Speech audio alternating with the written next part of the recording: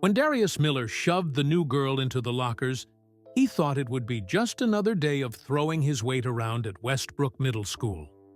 He never imagined that in just 10 seconds, his entire world would change. Zora Jenkins wasn't like other kids he bullied. She had a secret skill passed down from her grandfather that allowed her to defend herself without violence. As their paths continue to cross, neither of them expects how those 10 seconds will transform not just their relationship, but their entire understanding of true strength. This is a story about finding balance, breaking cycles, and discovering that sometimes the people we least expect become our greatest teachers. Zora Jenkins kept her eyes on the cracked tile floor as she walked through the crowded hallway of Westbrook Middle School. 6 weeks at this new school, and she still felt like a stranger. The smell of old lunches and floor cleaner filled her nose as she dodged around groups of laughing students. "Just get to your locker, and then to class," she whispered to herself. No trouble. Zora wasn't afraid of the other kids, not exactly, but she had promised her mom and her grandfather that she would keep a low profile here. After what happened at her old school, they had been very clear about the rules. Rule number 1. Don't draw attention to yourself. Rule number 2. Keep what Grandpa taught you a secret. Rule number 3. Only use it if you have absolutely no other choice. Zora reached her locker and spun the combination lock. 32 to 18 for to 7. The metal door creaked open, and she exchanged her science textbook for her Math 1. Math was next period with Mr. Garcia, who never seemed to notice when kids passed notes or whispered jokes. But he did notice when you got a problem wrong at the board. On the inside of her locker door hung a small photo of her grandfather. In the picture, he stood straight and proud in his white martial arts uniform, his kind eyes looking right at the camera. Grandpa Chen wasn't actually related to her by blood. He had been her mother's martial arts teacher years ago, but he had become like real family to them. Before they moved, Zora had spent almost every afternoon at his dojo, learning the art of Aikido. "Balance in all things, little lotus," he always said. "In Aikido, we do not meet force with force. We redirect energy. We protect ourselves without harming others." Zora touched the photo lightly with her fingertip before closing her locker. She turned around and found herself facing a wall of students who had stopped to watch something happening down the hall. Their faces showed a mix of fear and excitement, the look kids get when someone else is in trouble. Zora tried to peer through the crowd, but she was too short to see over their heads. "Just go to class," she told herself. "Not your business." But as she tried to push past, she overheard a boy whisper, "Darius is on a rampage. He flunked Peterson's test again." Zora had heard about Darius Miller, though she'd been lucky enough to avoid him so far. According to hallway talk, he was the 8th grade terror who made life miserable for anyone who got in his way. Teachers seemed afraid to discipline him, and kids went out of their way to avoid him. The crowd suddenly parted, and Zora found herself directly in the path of a tall, angry-looking boy storming down the hall. His face was tight with rage, his fists clenched at his sides. Darius Miller. It had to be. Zora tried to step aside, but it was too late. Darius's eyes locked onto her as if he'd found his target. "Move!" he shouted, getting closer. Zora froze. Her heartbeat sped up, and she felt a familiar tingling in her fingers, her body recognizing danger before her mind could fully process it. She took a deep breath and tried again to step out of his way, but Darius wasn't looking to avoid a collision. He was looking for one. "I said move!" he yelled, now just a few steps away. Behind him, Zora could see a smaller boy with glasses picking up scattered papers, clearly Darius's previous victim. 10 more steps, and she could be at her classroom door. But Darius reached her in 3. His hands shot out and slammed into her shoulders, shoving her hard against the lockers. The metal crashed against her back, and her books tumbled from her arms, scattering across the floor. The lock dug painfully into her spine. "Watch where you're standing, new girl," Darius sneered, looming over her. His breath smelled like sour candy, and a vein pulsed in his forehead. The hallway went eerily quiet. Everyone waited to see what would happen next. To them, it was simple. Zora would cry, or run away, or stand there taking Darius's abuse until a teacher finally noticed. That's how it always went. But in Zora's mind, time slowed down. Her grandfather's voice echoed in her head. True strength isn't about hurting others. It's about protecting yourself while doing no harm. 10 seconds. That's all it took. In one fluid motion, Zora's right hand came up and gently redirected Darius's arm as he reached to push her again. She stepped slightly to the side, turning her body at the perfect angle. Her movement was almost like a dance, smooth, controlled, and precise. To the watching students, it looked like magic. Darius's forward momentum continued, but suddenly Zora wasn't where she had been. Instead, his balance was gone. He stumbled forward, his hands meeting nothing but air, his feet tangling with each other. He didn't fall. He didn't get hurt. He simply found himself off balance, confused, and standing 3 feet away from where Zora now calmly stood. The look on his face changed from anger to complete bewilderment. He blinked rapidly, trying to understand what had just happened. He hadn't been flipped or thrown or hit. He wasn't in pain. Yet somehow, this small, quiet girl had completely neutralized his attack without seeming to do anything at all. "What the?" he started to say, his voice more confused than angry now. Around them, the hallway erupted in shocked whispers. "Did you see that? What did she do? How did she move so fast? Who is she?" Darius stood frozen, his face flushing, red with embarrassment. He looked down at his hands as if they had betrayed him. The bell rang, making everyone jump. "You," he began, pointing a shaking finger at Zora. But for once, the school bully seemed at a loss for words. Zora's heart was racing, but her face remained calm. She bent down and began picking up her books one by one, her movements deliberate and unhurried, despite the adrenaline flooding her system. "Sorry," she said quietly. "I was just trying to get to class." Mr. Peterson, the history teacher, finally emerged from his classroom to see what all the commotion was about. "What's going on out here? Everyone should be in class by now." The crowd began to disperse quickly. Darius stood still for another moment, his mouth opening and closing like a fish out of water. Then he spun on his heel and stalked away, shouldering roughly past a 6th grader who wasn't quick enough to move. Zora finished gathering her books, her hands trembling slightly now that the moment had passed. She had broken the rules. She had used what Grandpa taught her. But what choice did she have? As she walked into her math class and took her seat, she could feel the stares of her classmates.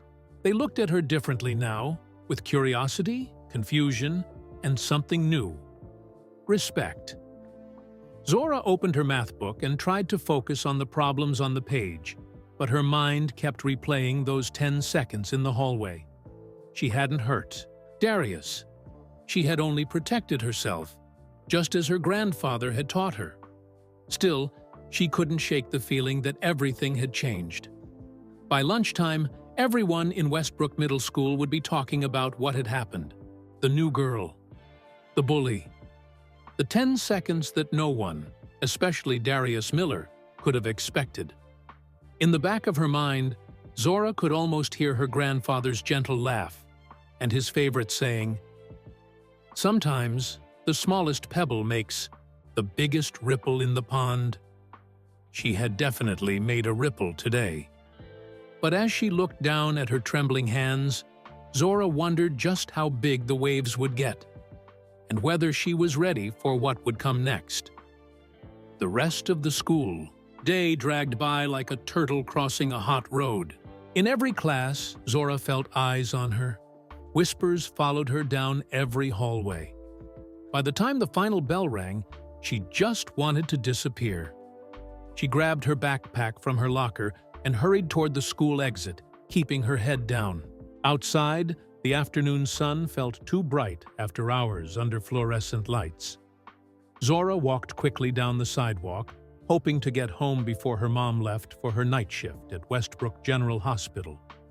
Their apartment was 15 blocks from school, in a neighborhood that wasn't the best, but wasn't the worst either.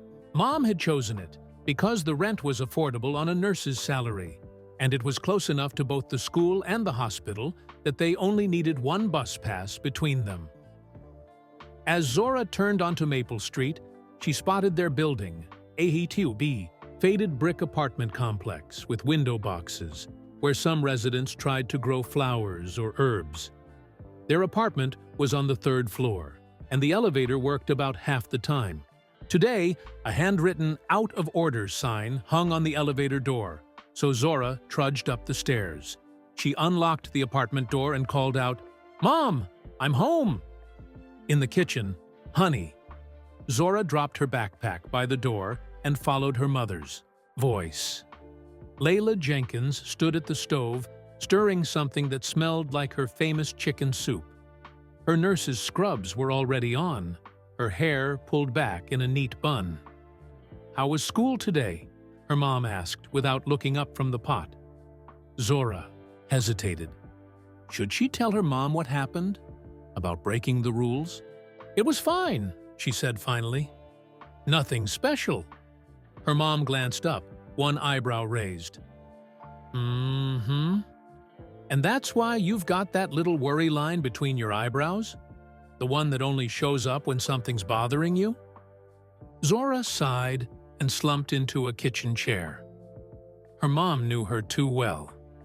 There was an incident, she admitted, with a boy at school, a bully. Her mom's stirring slowed. "What kind of incident?" "He pushed me into the lockers. Hard." Zora looked down at her hands. "So I used what Grandpa taught me." The wooden spoon clattered against the pot as her mom turned to face her. "Zora, we agreed." "I know, but he was going to hurt me, Mom. I just redirected him, that's all. I didn't hurt him back." Her mom's face softened slightly. She wiped her hands on a dish towel and sat down across from Zora. "Tell me exactly what happened." Zora explained the hallway encounter, how Darius had targeted her, and how she'd used the simplest Aikido technique to protect herself without causing harm. When she finished, her mom was quiet for a long moment. "Did a teacher see what happened?" "No, just the other kids. And now everyone's talking about you." Zora nodded miserably. Her mom reached across the table and took Zora's hand. "Look at me." When Zora met her eyes, she continued, "You defended yourself without violence. I can't be mad at you for that. Your grandfather would be proud." "Really? You're not upset?" "I'm concerned," her mom corrected. "The whole point of moving here was to start fresh, to avoid the attention that came after what happened at your old school." Zora winced at the memory. Last year, she'd stopped 3 older boys from beating up a 6th grader behind the gym. She'd used more advanced techniques then, and one of the boys had ended up with a sprained wrist, not from anything Zora had done, but from how he'd fallen after losing his balance. The boy's parents had threatened to sue, claiming Zora had attacked their innocent son. Only the school security camera footage had saved her from serious trouble. "I know, Mom," Zora said quietly, "but I couldn't just let him hurt me." Her mom squeezed her hand. "Of course not. Just be careful, okay? Keep your head down for the next few days. Let this blow over." Zora nodded, but she wasn't sure if things would blow over that easily. The look on Darius's face told her this wasn't over. After dinner, her mom left for her night shift, leaving Zora alone with her homework and her thoughts. She tried to concentrate on her math problems, but her mind kept drifting back to that moment in the hallway. She got up from her desk and went to the small shelf where she kept her most treasured possessions. Among them was a worn wooden box with a lotus flower carved on the lid, a gift from her grandfather before they moved.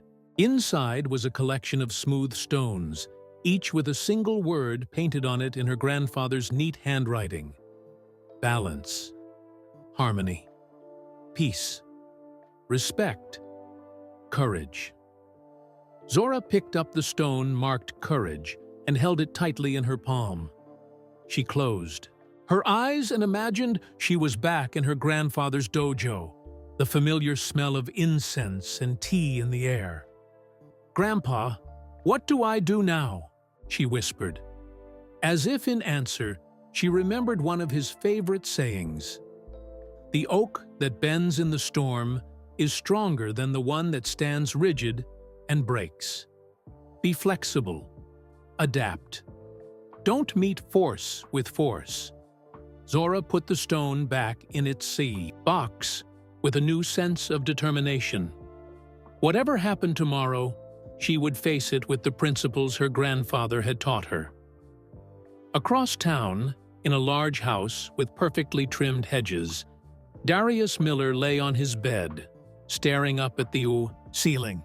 His room was full of trophies, his father's from high school and college football, displayed prominently on special shelves that Darius wasn't allowed to touch. The house was quiet, except for the distant sound of the TV downstairs where his father would be watching sports highlights, probably with a beer in his hand. His mother was at one of her charity committee meetings. She was always at some meeting or other. Darius touched his shoulder, remembering how that girl, what was her name? Zara? Zena? Had somehow made him look like a fool in front of everyone. He still didn't understand what had happened. One second he was pushing her, and the next second he was stumbling forward like an idiot. No one made Darius Miller look stupid. No one.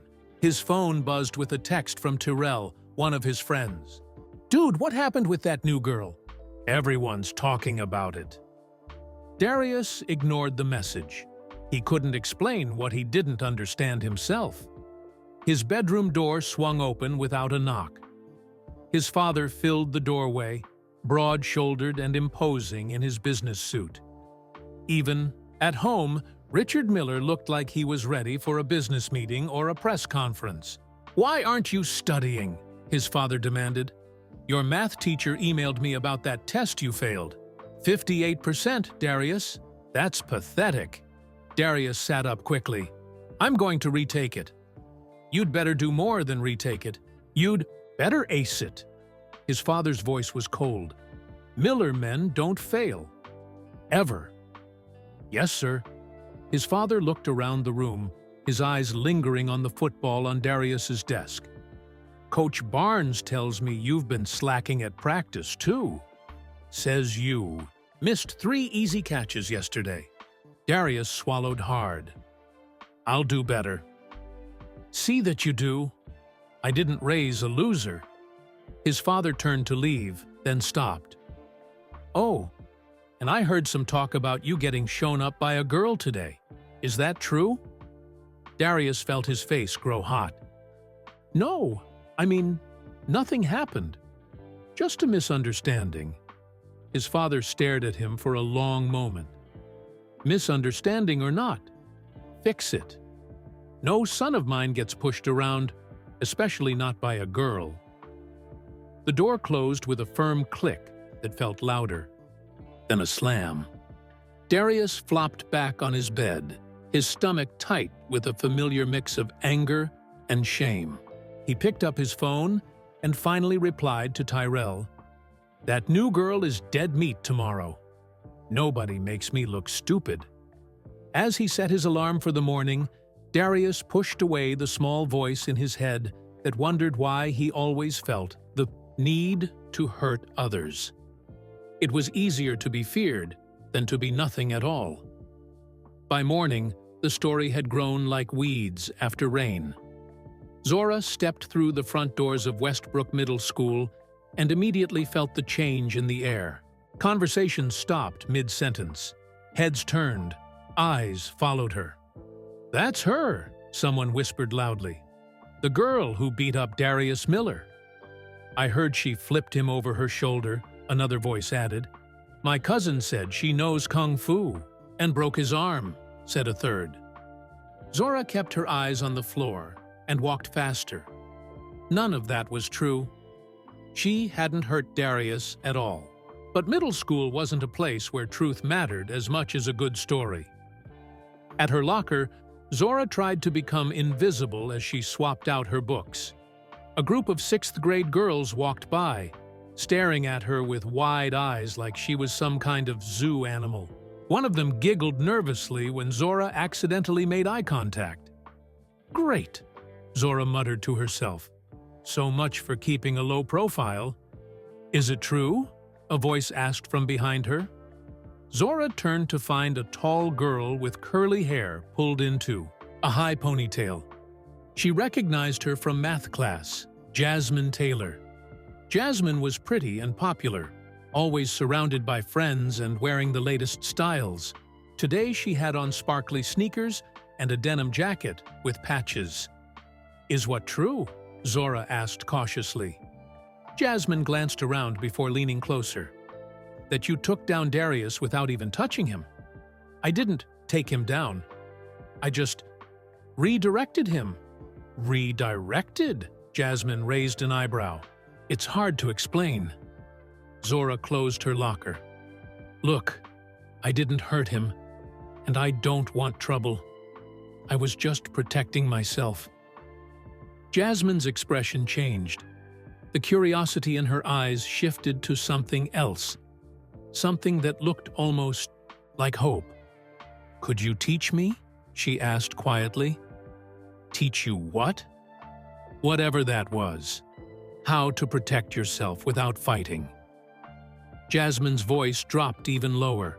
"Darius isn't exactly nice to me either. He keeps taking my homework and copying it. Says he'll tell everyone I like Nate Johnson if I don't help him cheat." Zora frowned. "That's terrible. Have you told a teacher?" Jasmine let out a short laugh. "Yeah, right. His dad is on the school board and donates a ton of money for sports equipment. Nobody wants to mess with the Millers." The warning bell rang, signaling 5 minutes until first period. "I have to go," Zora said. "But maybe we can talk about this later?" Jasmine nodded eagerly. "Lunch?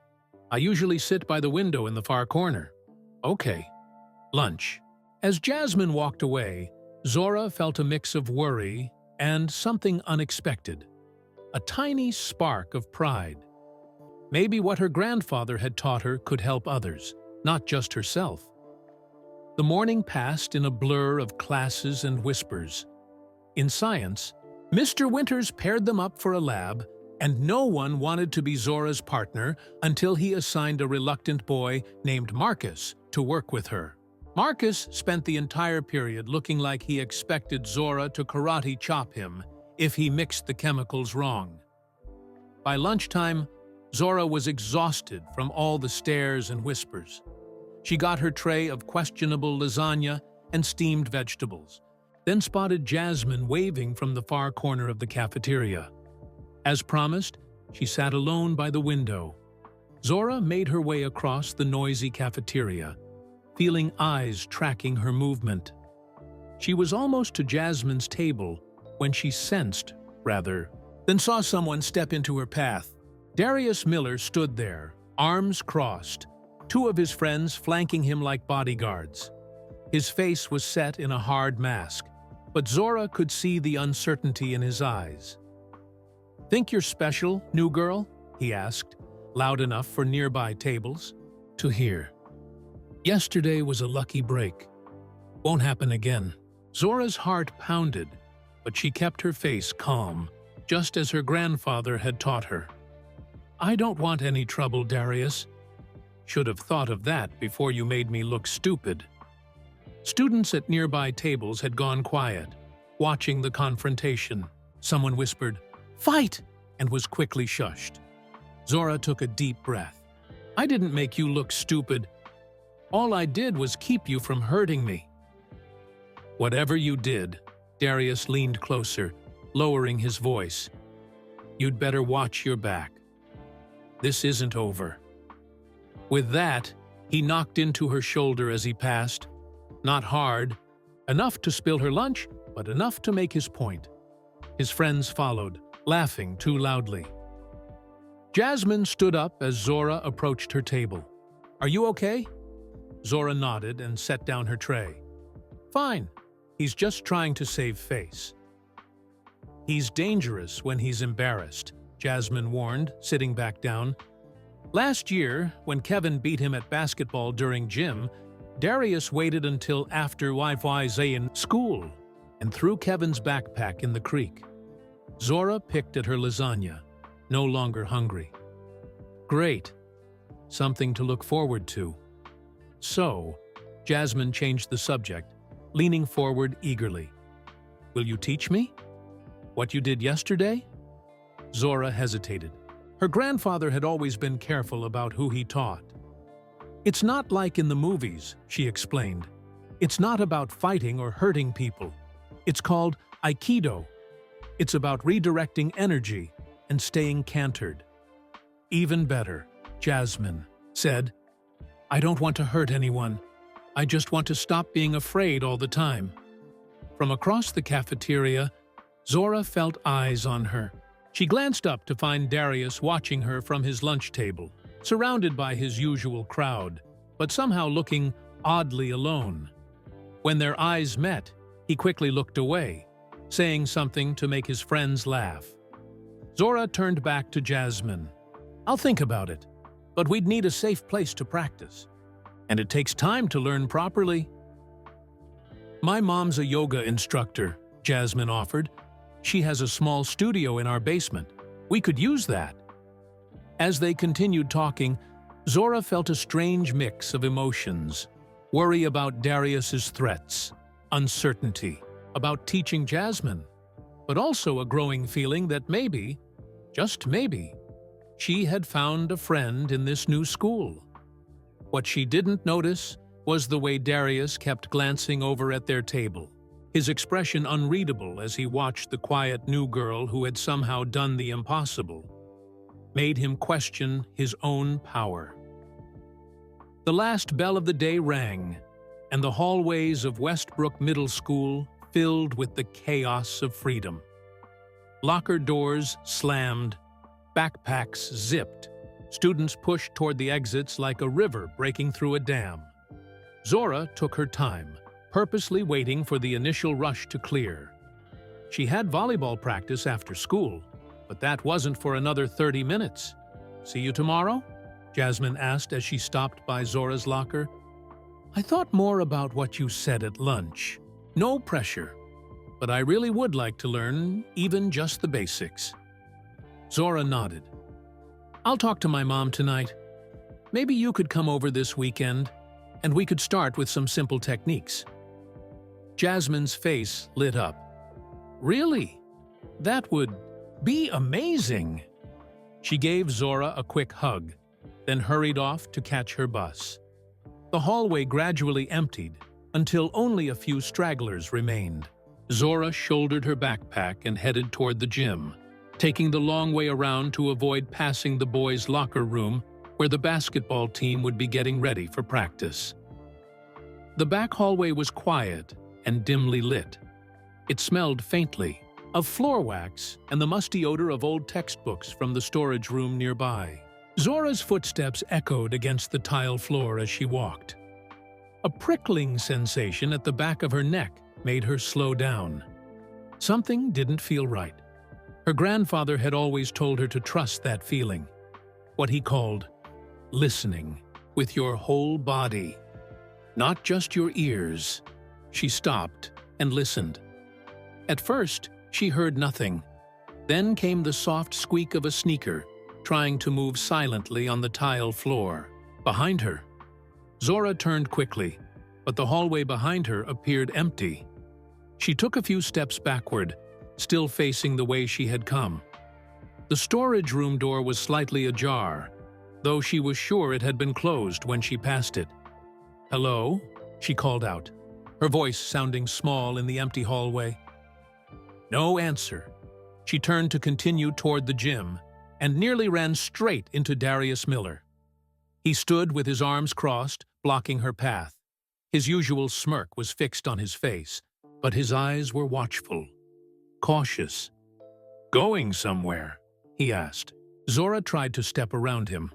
"I have volleyball practice." Darius moved to block her again. "Not yet. We have unfinished business." From behind her came the sound of footsteps. Zora glanced over her shoulder to see two more boys approaching. Tyrell, Washington, and Jake Chen, Darius's usual sidekicks. They had clearly been hiding in the storage room, waiting for her. "3 against 1?" Zora asked, keeping her voice steady despite her racing heart. "That doesn't seem fair." "Nothing's fair," Darius replied. "Life lesson for you." The hallway suddenly felt much narrower. Zora glanced at the windows, the doors, calculating her options just as her grandfather had taught her. "I don't want to fight you," she said calmly. Darius laughed. "Fight me? You think you could fight me?" "I think she's scared," Tyrell taunted from behind her. "Should be," Jake added with a snicker. Zora took a deep breath, cantering herself. She had hoped to avoid this exact situation, but here it was. 3 boys, all bigger than her, looking for payback. "Move aside, please," she said, giving Darius one last chance. "Make me," he challenged. "Let's see that trick again. Whatever you did yesterday." "Yeah," Tyrell moved closer. "Show us your superpowers." 10 seconds. That's all it took for everything to change. Darius lunged forward, reaching for Zora's arm. But she wasn't there anymore. With the same fluid motion as before, she sidestepped, allowing his momentum to carry him past her. Tyrell, seeing this, tried to grab her from behind. Zora dropped her backpack and turned smoothly, catching his wrist and guiding his forward energy in a circular motion that left him stumbling into Jake. Jake, more cautious now, tried to corner her against the wall, but Zora simply maintained her center and redirected his push, leaving him off balance and confused. Within those 10 seconds, all 3 boys were standing apart from each other. None of them hurt, but all of them bewildered.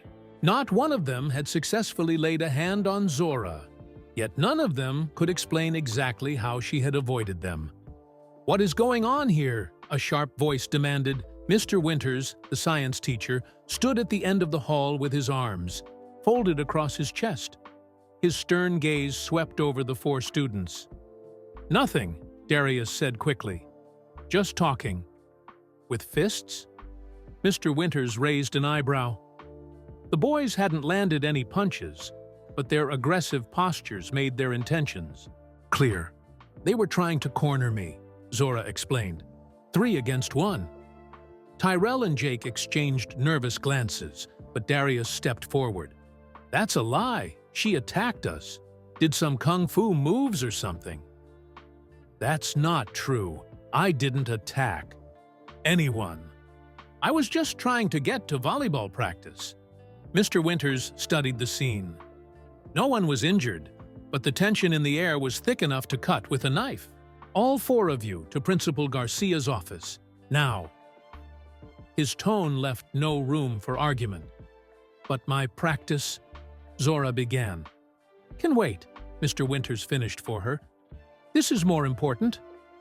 With slumped shoulders, Zora picked up her backpack and followed Mr. Winters down the hallway. The three boys trailed behind, whispering among themselves. She could feel Darius's glare on her back like a hot coal. In the principal's office, they sat in a row of chairs outside Principal Garcia's door, while Mr. Winters went inside to explain the situation. Through the frosted glass window, Zora could see the shadowy outlines of the two adults in serious conversation. "This is your fault," Darius hissed from 2 seats away. "You should have just taken the hint and stayed out of my way." "You cornered me with 2 friends?" Zora whispered back. "How is that my fault?" "You made me look bad yesterday," Darius said, his voice low enough that the office secretary couldn't hear. "Nobody does that to me." "I didn't make you look bad. You did that yourself when you decided to be a bully." Darius's face flushed red, but before he could respond, the principal's door opened. "Zora Jenkins," Principal Garcia called. "You first." Zora stood, her stomach tied in knots. This was exactly what her mom had been worried about. Exactly what they had hoped to avoid at this new school. More trouble, more attention, more questions about her unusual skills. As she walked into the office, she caught a glimpse of something unexpected. Through the window that looked out onto the hallway, she saw Jasmine standing there, phone in hand, peering anxiously through the glass. What was Jasmine doing there? Had she seen what happened?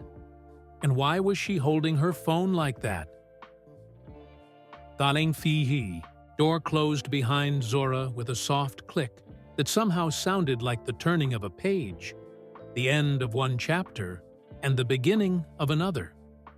Whatever happened next, there would be no going back to being invisible. Principal Garcia was a small woman with a big presence. Her office smelled like cinnamon gum and coffee. Awards and certificates covered one wall, while family photos lined her desk. Despite the friendly decorations, her expression was serious, as Zora took a seat in front of her. "Ms. Jenkins," she began, "Mr. Winters tells me there was an incident in the East Hallway involving you and 3 other students." Zora nodded, hands clasped tightly in her lap. "Yes, ma'am." "Care to explain? What happened?" Taking a deep breath, Zora told her everything. How she'd been walking to volleyball practice, how Darius and his friends had cornered her, and how she had defended herself without fighting back. Principal Garcia listened without interrupting, her face giving nothing away. When Zora finished, the principal leaned back in her chair. "That's quite a story," she said, "but Darius and his friends will likely tell me something very different." "I know," Zora replied quietly, "but it's the truth. Mr. Winters mentioned something unusual about how you handled yourself. He said you used some kind of technique?" Zora hesitated. This was the part she'd been dreading. "My grandfather taught me Aikido. It's a Japanese martial art, but it's not about fighting or hurting people. It's about redirecting energy and protecting yourself without causing harm." "I see." Principal Garcia made a note on a pad in front of her. "And where did you attend? School before Westbrook?" "Lincoln Middle School in Portland." "Any incidents like this there?" Zora looked down at her hands. "One." The principal waited silently for her to continue. 3 8th graders were beating up a 6th grade boy behind the gym, Zora explained reluctantly. "I stopped them. One got hurt when he fell, but I didn't hurt him directly. There were security cameras that showed what happened." Principal Garcia nodded slowly. "I'll need to call your parents about this situation." It's just my mom, Zora said. She's at work at the hospital right now. I see. Well, a knock at the door interrupted them. The secretary poked her head in. Sorry to interrupt, Ms. Garcia, but there's another student insisting on speaking with you about this incident. Says it's urgent. The principal frowned. Who is it? Jasmine Taylor. Zora's heart leaped. Jasmine wanted to speak to the principal? About what? Send her in, Principal Garcia decided. Jasmine entered, looking nervous but determined. She glanced at Zora before facing the principal. Ms. Taylor, what can I do for you? Principal Garcia asked. I have something you need to see, Jasmine said, pulling out her phone. I was heading to yearbook committee when I saw Darius and his friends corner Zora in the hallway. I recorded what happened. She placed her phone on the desk and pressed play on a video. The footage was slightly shaky but clear enough. It showed exactly what had happened. Darius blocking Zora's path, his friends approaching from behind, and then Zora's remarkable defensive movements when they tried to grab her. The video clearly showed that Zora hadn't attacked anyone. She had only prevented them from hurting her. When the video ended, Principal Garcia was silent for a long moment. Thank you for bringing this to my attention, Ms. Taylor, she finally said. This certainly clarifies things. Zora didn't do anything wrong, Jasmine insisted. They've been bullying other kids, too. Everyone's just too scared to say anything because Darius's dad is on the school board. Principal Garcia's eyebrows rose slightly. That has no bearing on how we handle discipline in this school. Bullying is unacceptable regardless of who's involved. She turned to Zora. Ms. Jenkins, I appreciate your restraint in this situation. You defended yourself without escalating the conflict. That shows remarkable maturity. Zora felt a wave of relief wash over her. Thank you. However, the principal continued, I'm concerned about these unusual skills you possess. In the wrong situation, someone could get hurt. But I didn't hurt anyone, Zora protested. That's the whole point of what my grandfather taught me. Aikido is about harmony, not harm. Principal Garcia studied her thoughtfully. Show me. Excuse me? Show me what you did. Right here. The principal stood up and moved to an open space in her office. If what you're saying is true, then I want to understand it better. Hesitantly, Zora stood up. I'd need someone to, pretend to attack me. I can do it, Jasmine volunteered. Very well, Principal Garcia agreed. Ms. Taylor, please act as if you're going to push or grab Ms. Jenkins. Nothing too aggressive, please. This is just a demonstration. Jasmine nodded and positioned herself opposite Zora. Ready? Zora centered herself and nodded. Go ahead. Jasmine reached out to grab Zora's arm. With the same smooth motion she'd used in the hallway, Zora stepped, slightly to the side, redirecting Jasmine's momentum so that her arm simply slid past without making contact. It happened so quickly and so subtly that Principal Garcia blinked in surprise. Do it again, she requested. They repeated the demonstration twice more, with Jasmine trying different approaches. Each time, Zora neutralized the attempt without using force against Jasmine. Principal Garcia returned to her seat, looking thoughtful. That is remarkable. And you say your grandfather taught you this? Zora nodded. He runs a dojo in Portland. He's been teaching Aikido for over 40 years. I see. The principal made another note. Well, Ms. Jenkins, based on the video evidence and what I've just witnessed, you're not in trouble for defending yourself. However, I still need to speak with the other students involved and contact all parents. She turned to Jasmine. Thank you for coming forward with the video, Ms. Taylor. You can return to your yearbook meeting now. Jasmine gave Zora an encouraging smile before leaving. Once they were alone again, Principal Garcia leaned forward. "Ms. Jenkins, your skills are impressive, but they also make you stand out. Have you considered how you might use them in a more positive way here at Westbrook?" Zora frowned slightly. "What do you mean?" "I mean," Principal Garcia said, "that sometimes the best way to handle a unique talent isn't to hide it, but to channel it constructively." Before she could elaborate, another knock came at the door. The secretary announced that Darius was ready to give his version of events. "We'll continue this conversation later," Principal Garcia promised. "For now, please wait outside while I speak with Mr. Miller." As Zora left the office, she wondered what the principal had meant about channeling her talents constructively. Whatever it was, she had a feeling her days of staying invisible at Westbrook Middle School were definitely over. 2 days later, Zora sat in Principal Garcia's office again, but this time her mother was beside her. Layla Jenkins had switched shifts with another nurse to be here, and she looked tired but alert in her floral blouse and neat slacks. "Thank you both for coming," Principal Garcia said. "I've spoken with all the students involved in the incident, reviewed the video evidence, and made my decision on how to proceed." Zora's mom nodded. "We appreciate your thoroughness. Darius Miller and his friends will face appropriate consequences for their behavior," the principal continued.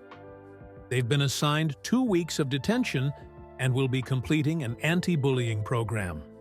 "And Zora?" her mother asked. "I understand she was just defending herself." "That's correct," Principal Garcia agreed. "Zora isn't being punished.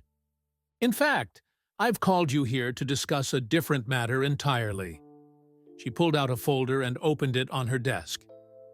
"After seeing how Zora handled herself in that situation, I've been thinking about a new program we might implement at Westbrook." Zora and her mother exchanged confused glances. "What kind of program?" Zora asked. "An after-school self-defense class," Principal Garcia explained. "Not focused on fighting, but on exactly what you demonstrated: how to protect yourself without causing harm.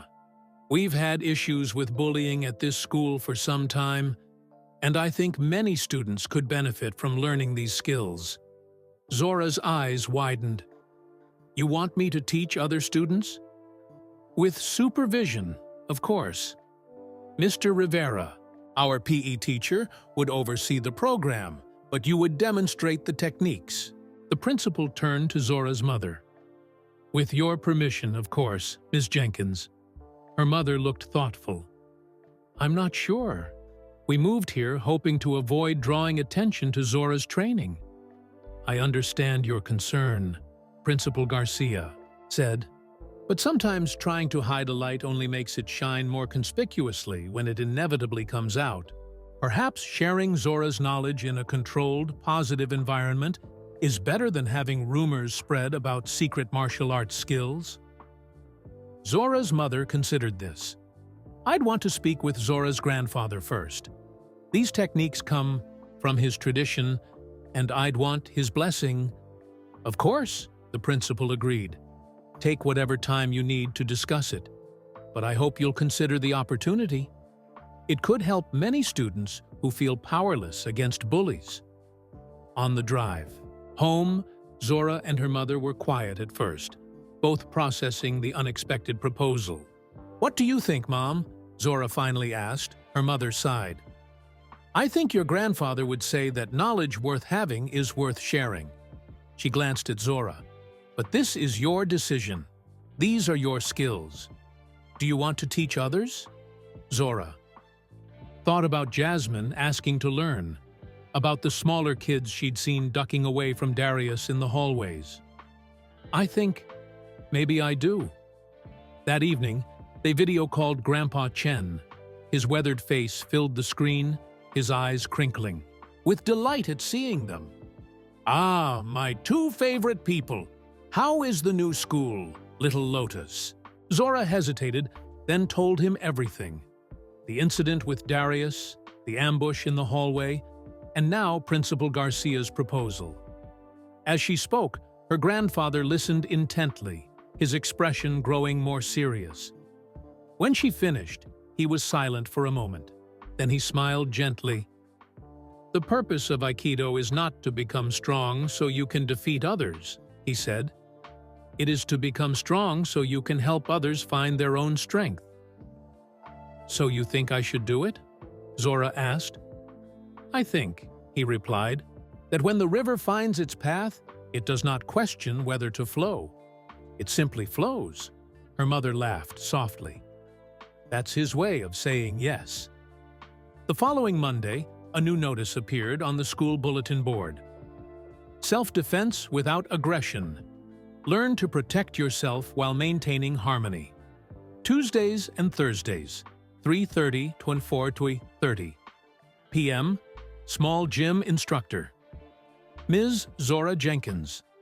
Supervised by Mr. Rivera. All grades welcome. Zora stared at the poster in disbelief. Seeing her name there, with the word instructor in front of it, made everything suddenly real.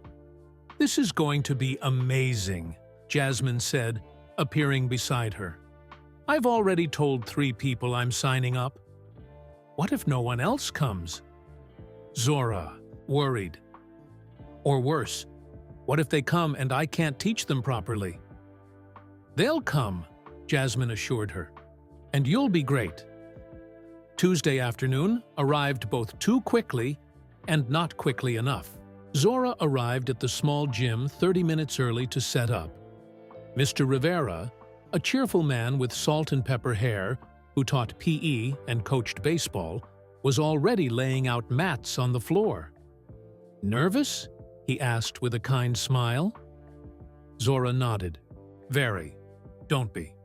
Just share what you know, start with the basics, and be patient. That's all any teacher can do." At exactly 3:30, the gym doors opened and students began to trickle in. Jasmine came first, of course, followed by a group of 6th grade Maidi, girls who stuck together like they were glued at the shoulders. Then came Marcus from her science class, a few 7th graders she recognized from the cafeteria, and even Kevin, the boy who had beaten Darius at basketball last year. By 3:40, 15 students had gathered on the mats, looking at Zora with expressions ranging from curiosity to admiration to skepticism. "Welcome," Zora began, her voice shakier than she would have liked. "Thank you for coming. What I'm going to teach you isn't about fighting. It's about finding balance and redirecting energy." She demonstrated a simple movement, showing how to shift your body to avoid an incoming push without using force against force. "Can I have a volunteer to help me demonstrate?" she asked. Every hand shot up.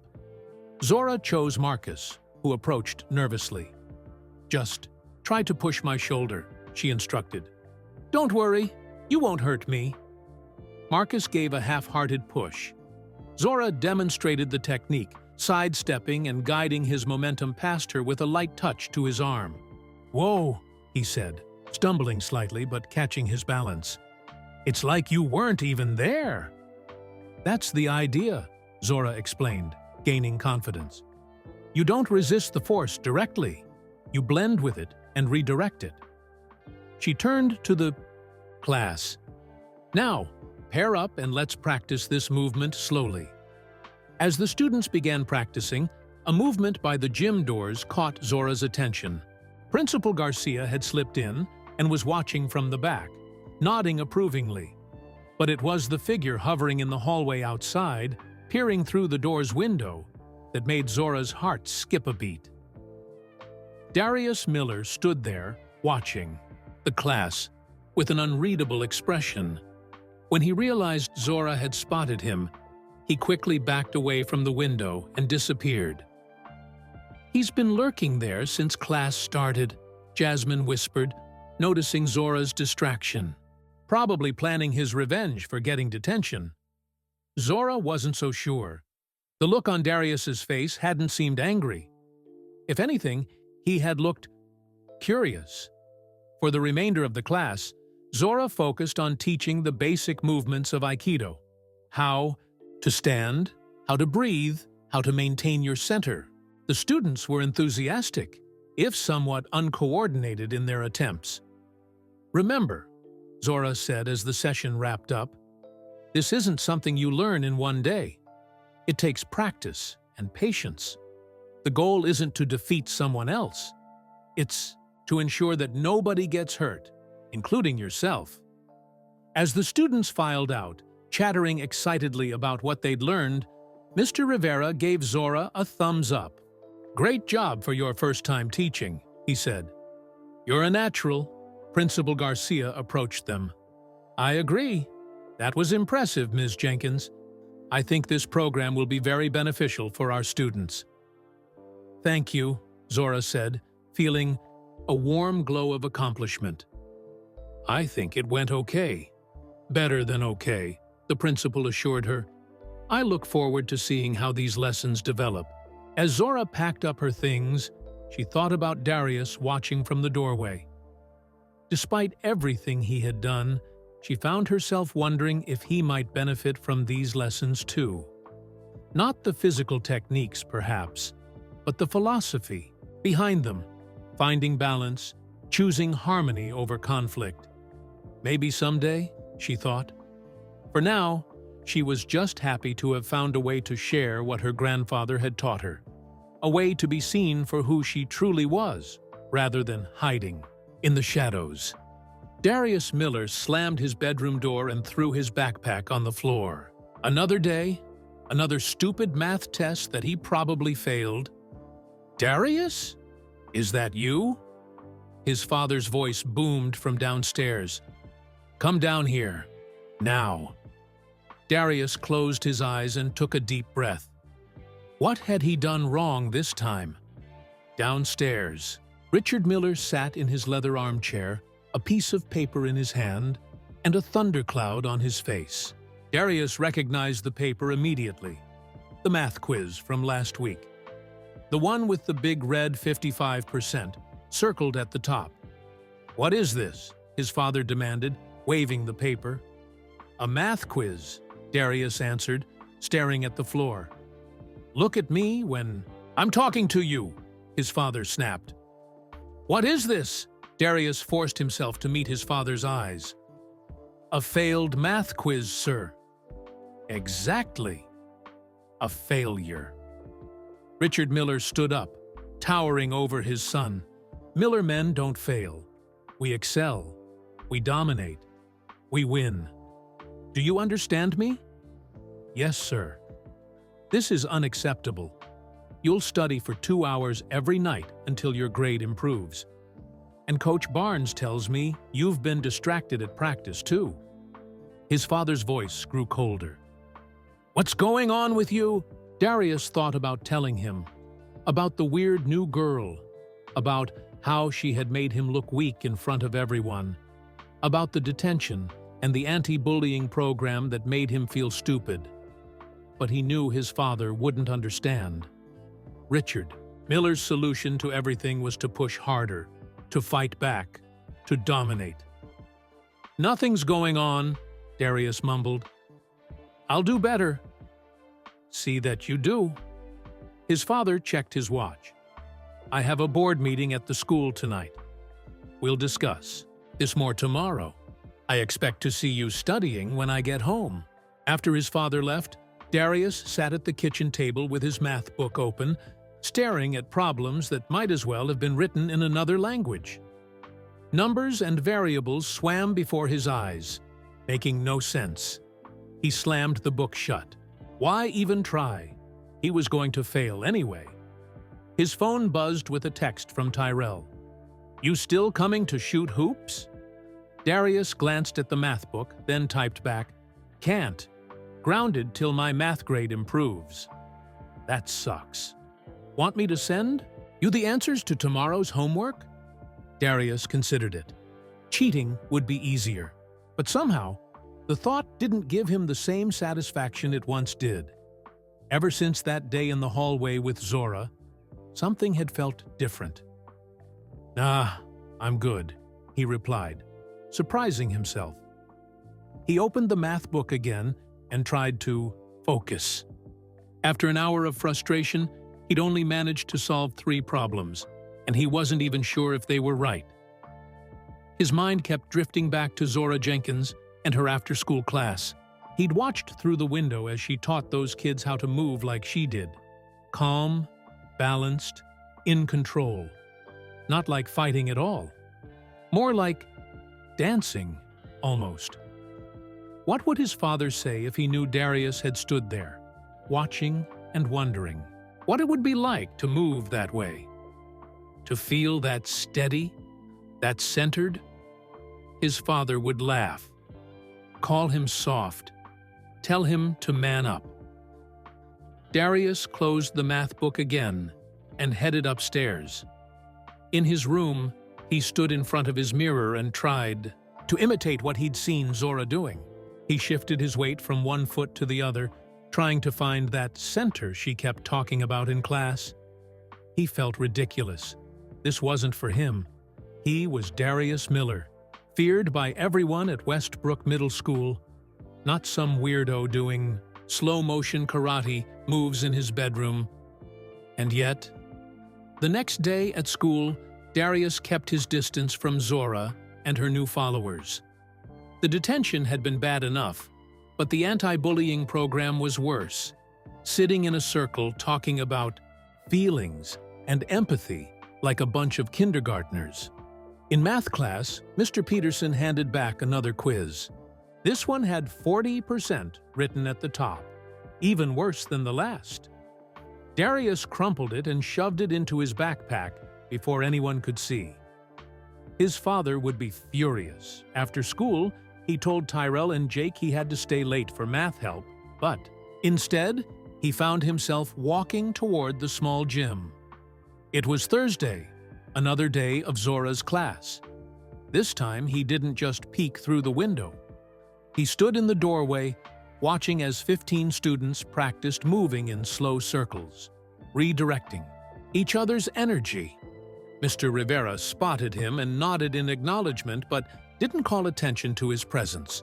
Zora was too busy teaching to notice him at first. She moved among the pairs of students, gently correcting their postures, demonstrating techniques with patience and focus. She looked different when she was teaching, confident, almost glowing with purpose. Not at all like the quiet girl who had tried to disappear in the hallways. As the class ended and students began to file out, Darius stepped back into the hallway, not wanting to be seen. He waited until the gym was empty, except for Zora and Mr. Rivera, who were rolling up the mats. "I'll finish this," Zora told the teacher. "You can go ahead." "You sure?" Mr. Rivera asked. "Positive. I want to practice a little more anyway." The teacher nodded. "Don't stay too late. Janitors lock up at 5:30. After Mr. Rivera left, Zora continued working with the mats. Darius stood frozen in indecision. Part of him wanted to leave before she noticed him. But another part, part he barely recognized, wanted something else. Taking a deep breath, he stepped into the gym. "Need help with those?" Zora spun around, startled. When she saw who it was, her body instantly shifted into a defensive posture. Not aggressive, but ready. "What do you want, Darius?" she asked cautiously. I said, "Do you want help with the mats?" He gestured to the remaining rolled mats on the floor. Zora studied him for a moment, as if trying to detect a trap. "Sure," she finally said. "They go in the storage closet over there." They worked in awkward silence, carrying the heavy mats to the closet. When they finished, Zora picked up her water bottle and backpack, clearly preparing to leave. "I saw you," Darius blurted out. "Teaching them how to do whatever that is." "Aikido," she supplied. "Yeah, that." He scuffed his shoe against the floor. "It looks different." Zora nodded slowly. "It is different. It's not about fighting or hurting people. It's about finding balance." "Does it? Could anyone learn it?" A flicker of surprise crossed Zora's face. "Anyone who's willing to practice and understand the principles behind it? Yes." Darius stared at the floor, the words sticking in his throat. His father's voice echoed in his head, calling him weak, telling him to man up, to dominate. But dominating hadn't gotten him anywhere. He was failing math, trapped in detention, and feared rather than respected. Maybe there was another way. "Teach me," he finally said, his voice lacking its usual aggression. "Not so I can fight, so I can be like that. Calm." The look of shock on Zora's face would have been comical in any other situation. She blinked rapidly, as if making sure the person standing before her was really Darius Miller. "Is this a joke?" she asked. "No," he said, and was surprised to realize he meant it. "No joke." Zora stared at Darius, waiting for him to crack a smile, or laugh, and tell her it was all a joke. But his face remained serious, even a little nervous. "Why?" she asked finally. "Why would you want me to teach you after everything that's happened?" Darius shifted uncomfortably. "Because—" he started, then stopped, struggling to find the words. "Because I'm tired of being angry all the time. And when I saw you move, it was like you had it all figured out." "I don't have anything figured out," Zora said. "I'm just sharing what my grandfather taught me. Well, whatever it is, I want to learn it." His voice grew quieter. "Please."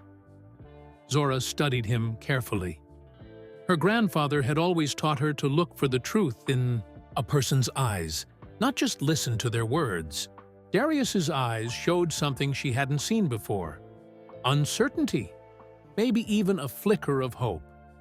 One lesson, she decided, just to see if you're serious. But not here where everyone can see. People wouldn't understand. Relief flooded Darius's face. "Where then?" Zora thought for a moment. "There's a small park near my apartment, by the old oak tree. Tomorrow at 10 in the morning? It's Saturday, so no school." "I'll be there," Darius promised. As he turned to leave, Zora called after him. "One more thing, Darius. My grandfather taught me that Aikido isn't for bullies. It's about harmony and peace, not power over others." Darius paused at the door. "What if someone doesn't know how to be anything else?" he asked without turning around. "Then maybe that's the first thing they need to learn," Zora replied softly. After he left, Zora sat down on a bench, wondering if she had made a huge mistake. Jasmine would think she was crazy. Her mother might forbid it entirely. And what would her grandfather say about teaching the very person who had tried to hurt her? But something in Darius's request had seemed genuine. And hadn't Grandpa Chen always said that the people who need harmony the most are those who have the least of it? Saturday morning dawned clear and cool. Zora arrived at the park early, wearing comfortable clothes for movement, sweatpants and a t-shirt, with her hair pulled back in a simple ponytail. She found a flat, grassy area near the old oak tree and began her warm-up exercises, focusing on her breathing. At exactly 10 o'clock, a figure approached from the path. Darius looked different out of school, less intimidating in jeans and a plain blue hoodie, his usual swagger replaced by hesitant steps. "You came," Zora said, slightly surprised. "Said I would, didn't I?" he replied, trying to sound casual, but not quite succeeding.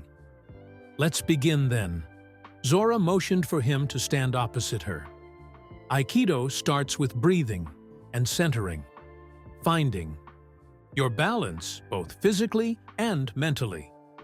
She demonstrated a basic stance, feet shoulder-width apart, knees slightly bent, back straight. Darius copied her, his movements stiff and awkward. Relax your shoulders, Zora instructed. You're too tense. Aikido isn't about being rigid. It's about being flexible, like a reed in the wind. Flexible, Darius repeated, trying to loosen his posture. Like this? Better, Zora nodded. Now, let's practice a simple movement. When someone pushes you, instead of pushing back or moving away, you turn slightly and guide their energy past. You! She demonstrated the movement slowly, then positioned herself in front of Darius. Try to push my shoulder. Not too hard at first. Darius reached out tentatively and pushed. Zora smoothly redirected his hand past her body, turning slightly as she did so. See? I'm not fighting against your push. I'm accepting it and guiding it where I want it to go. Now you try. They switched positions.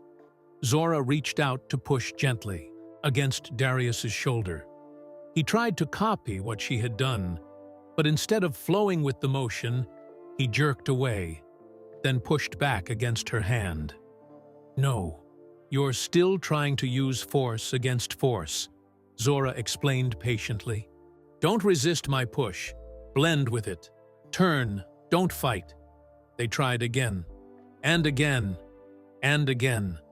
Darius grew increasingly frustrated with each failed attempt. This is stupid, he muttered after the 10th try. I can't do it. Yes, you can, Zora insisted. But you're trying to win. This isn't about winning. It's about finding balance. Easy for you to say, Darius snapped. You've been doing this forever. Actually, I struggled with this exact same thing when I started, Zora admitted. My grandfather said I was too focused on being strong instead of being centered. It took me weeks to get this first movement right. Weeks? Darius looked dismayed. I don't have weeks. Why not? Where's the rush? He looked away. My dad? He expects results. Fast. This isn't for your dad, Zora said gently. It's for you. That's the first lesson of Aikido. You do it for yourself, not to please others or to show off. Darius fell silent, considering her words. Then, without prompting, he returned to the ready stance and took a deep breath. Let's try again. For the next hour, they practiced the basic movement. By the end, Darius had managed to successfully redirect Zora's push twice. Not perfectly, but with a glimmer of the right technique. That's enough for today, Zora said, noticing his fatigue. Aikido takes patience.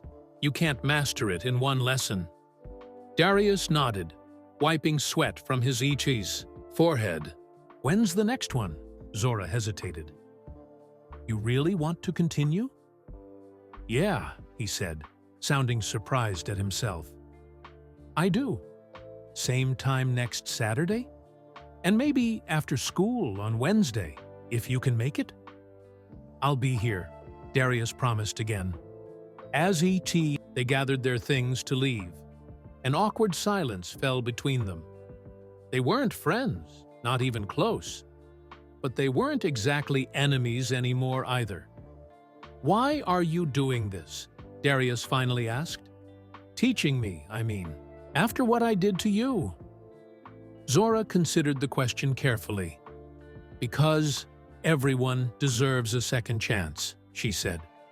And because maybe you need this more than anyone else in that school. Darius looked like he wanted to argue but couldn't find the words. Instead, he simply nodded and started walking away. After a few steps, he turned back. Thanks, he said, the word sounding strange in his mouth, as if he rarely used it. for today. As Zora watched him disappear down the path, she wondered if she was making a mistake. Could someone like Darius really change? Or was this all a waste of time? Or worse, some kind of trick? But then she remembered how her grandfather always spoke about transformation. "The oak begins as an acorn," he would say, "and even the muddiest water can become clear if given enough stillness." Maybe, just maybe, Darius Miller could find that stillness too. When she got home, her mother was just waking up after her night shift. "How was your morning?" she asked sleepily. Zora thought about telling her about Darius, but hesitated. Her mother might forbid her from continuing the lessons if she knew.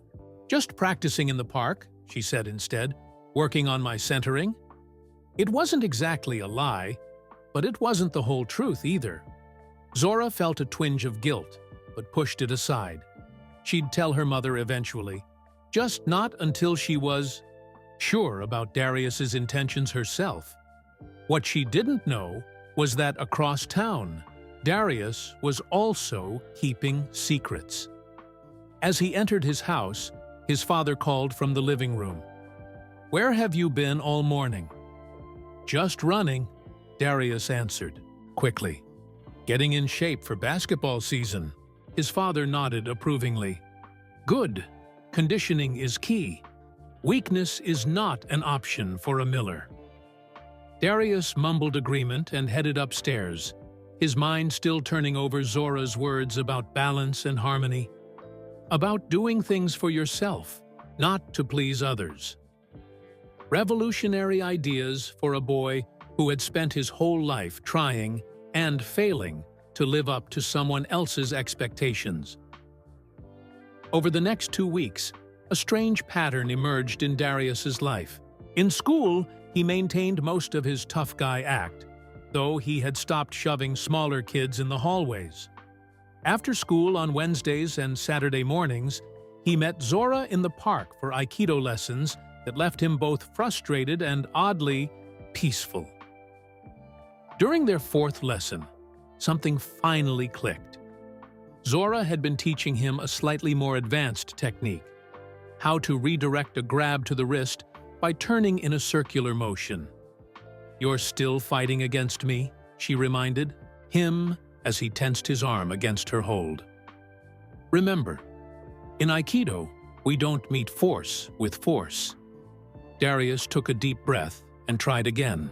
This time, when Zora grabbed his wrist, he didn't pull away or push back.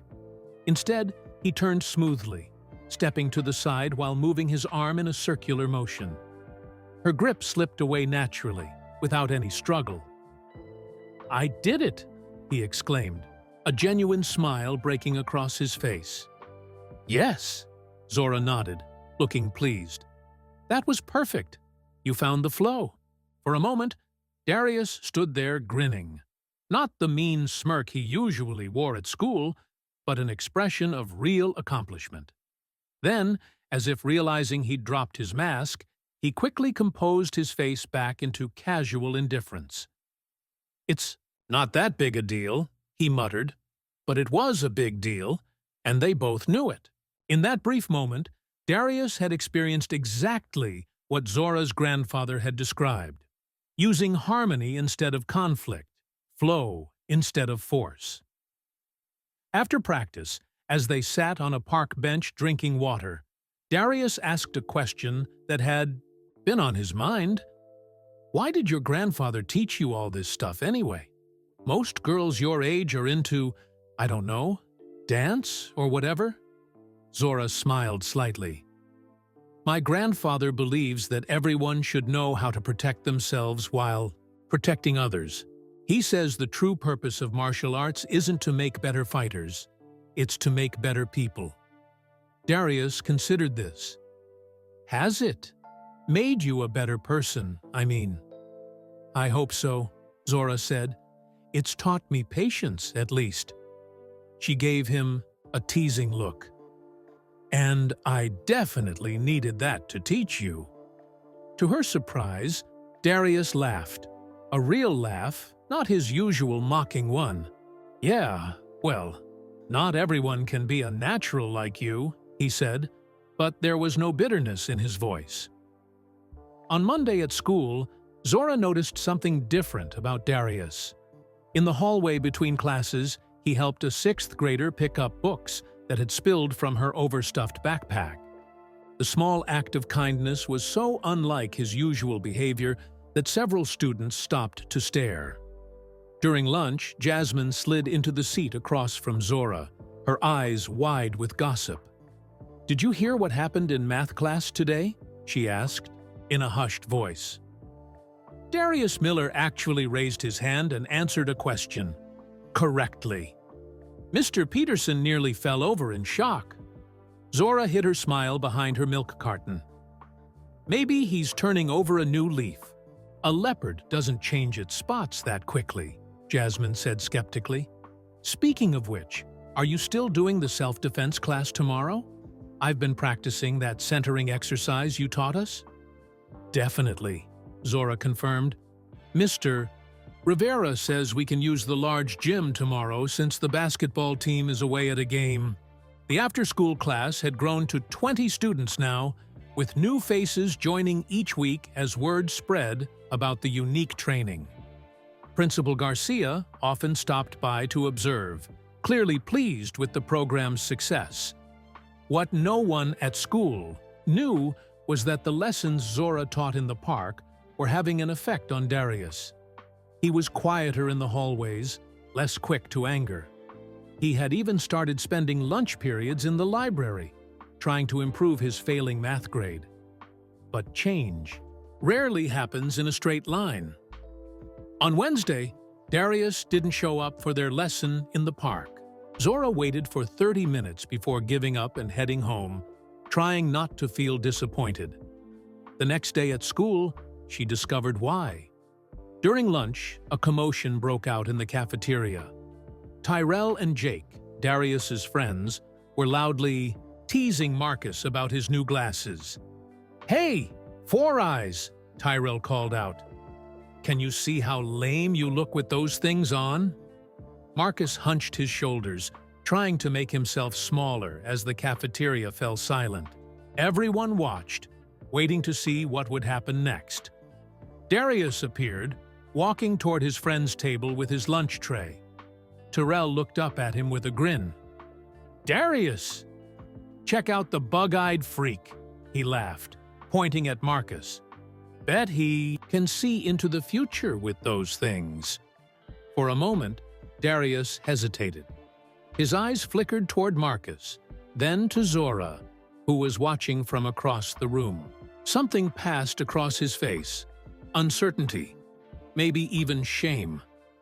Then Kyle Matthews, a popular 8th grader, called out, "What's the matter, Miller? Getting soft?" A ripple of laughter spread through the cafeteria. Darius's face flushed red. In that moment, Zora could almost see the internal battle happening behind his eyes. The pull of old habits versus the new ideas they'd been practicing. Old habits won. Darius set down his tray and walked over to Marcus. "Let me see those," he said, reaching for Marcus's glasses. When Marcus instinctively protected them, Darius shoved him, not hard enough to knock him down, but enough to make a point. "Just checking if they work," Darius said with a forced laugh that didn't reach his eyes. His friends roared with approval, but Darius himself looked like he'd swallowed something sour. From across the cafeteria, Zora stood up and walked out, disappointment written clearly on her face. As the door swung shut behind her, Darius caught her eye for just a second. The look she gave him wasn't angry. It was something worse. Disappointed. After school, Zora was organizing mats in the gym when she sensed someone behind her. She turned to find Darius standing awkwardly by the door. "I messed up," he said without preamble. Zora continued arranging the mats, not looking at him. "I can't teach someone who doesn't understand the first principle, respect." "I know," Darius said quietly. I just I didn't know what else to do. Everyone was watching and it was easier to be who they expect you to be than who you want to be. Zora finished for him. Darius didn't argue. He just stood there, looking lost. Figure out who you really are, Darius, Zora said, finally meeting his eyes. Not who your friends think you are or who your dad wants you to be. Then we can talk about lessons again. She gathered her things and walked past him toward the door. Zora, wait, he started. But she kept walking, leaving him alone in the empty gym with nothing but the echo of his own conflicted thoughts. Darius stared at his math test, the red 35% burning his eyes. It was his worst grade yet. He'd actually tried this time, spent hours studying, even asked for help from the math tutor after school. But numbers had never made sense to him, especially not when pressure made his mind go blank during tests. Mr. Peterson handed back the last paper, then addressed the class. Those of you who failed need to get your tests signed by a parent and return them tomorrow. Darius's stomach twisted into a knot. His father's reaction to the last test had been bad enough. This one would be a disaster. After the final bell, he walked home slowly, dreading what waited for him. The front door of his house felt heavier than usual as he pushed it open. His father's car was already in the driveway, home early from work. Darius found him in the kitchen, sorting through mail. "Hey, Dad," he said cautiously. Richard Miller looked up. "How was school?" "Fine." Darius tried to sound casual. "Just a normal day. Any tests back?" Darius froze.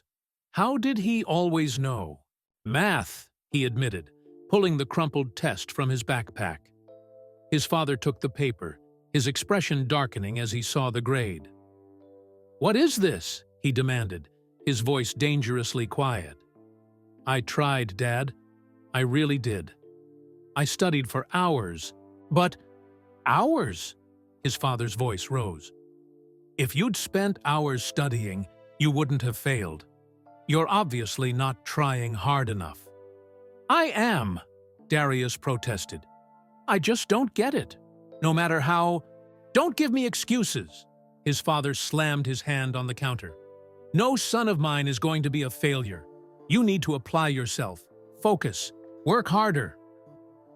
"I'm doing my best," Darius shouted back, surprising them both.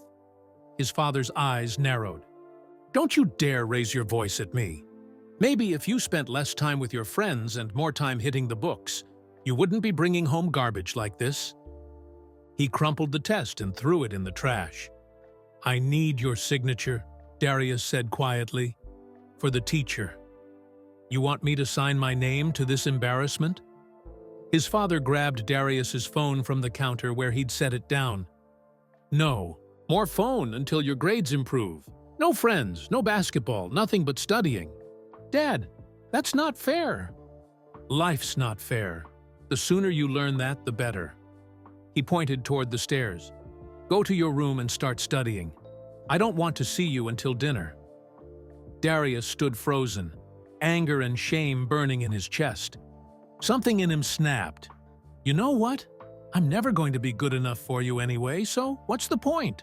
His father's face reddened. "What did you just say to me?" "Nothing I do is ever good enough. You want me to be just like you, but I'm not." The words tumbled out, unstoppable now. "Maybe I'm just stupid at math. Maybe I'm not meant to be a star, athlete. Maybe I'm just me." His father grabbed Darius's phone and hurled it against the wall. It hit with a crack and fell to the floor, its screen shattered. "Go to your room," his father said, his voice cold with fury. "Now!" Darius ran upstairs and slammed his door, breathing hard. Through his window, he could see the sun setting, painting the sky in angry reds and oranges. His room felt too small, the walls closing in around him. He couldn't stay here tonight. Not with the tension thick enough to choke on. Not with his father's disappointment hanging over the house like a storm cloud. Grabbing a hoodie from his closet, Darius quietly opened his window and slipped out onto the roof of the porch. He'd done this before when things got bad, just never this early, when his father was still awake. He lowered himself to the ground and took off running down the street, no destination in mind, just away. The evening air was cool against his face as he ran. After several blocks, he slowed to a walk, hands jammed in his pockets. Where could he go? Not to Tyrell's or Jake's. They wouldn't understand what he was feeling. They'd just tell him to man up or blow it off. Without realizing it, he'd walked into the downtown area.